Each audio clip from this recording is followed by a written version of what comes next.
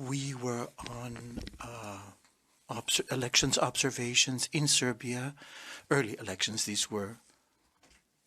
We were 23 members from a number of different member states, and the Venice Commission was present as well.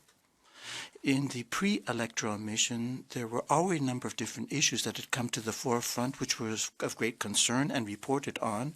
For example, negative campaigning, or for example, harsh attacks against the opposition and journalists as well.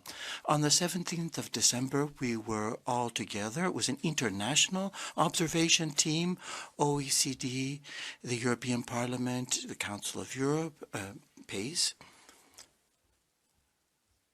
And we came jointly to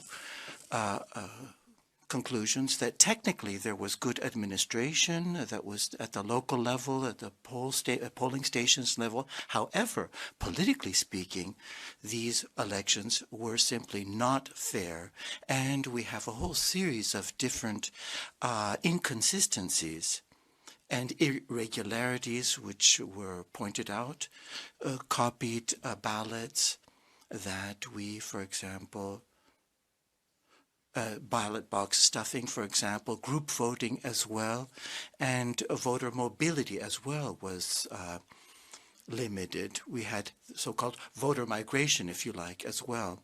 People were bussed in, and we really did wonder the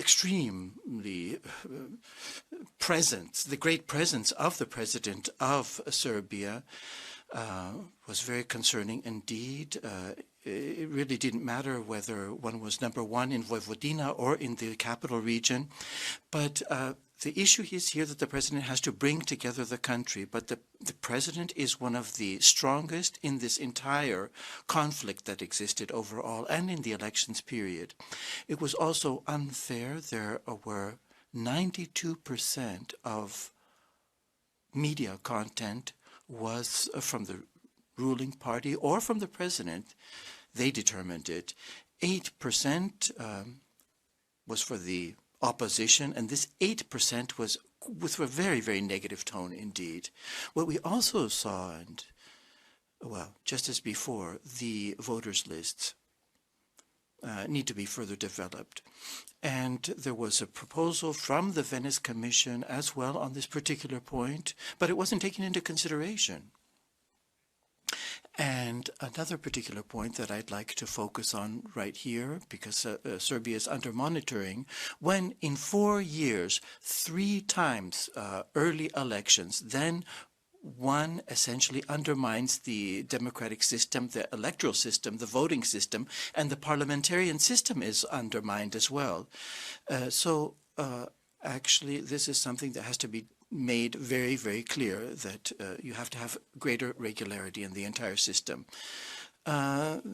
Just as we did in Northern Macedonia and in Bosnia, right now we're having a post-electoral seminar that will take place, and I think this will be very useful to everybody and will bring an end to violence on the streets, that people, in other words, will be able to discuss things in a consensual fashion, come together, and work on the issues concertedly. And hopefully in the elections to come, this will be effective. This is one of the most important things I think that we ought to entertain. Thank you.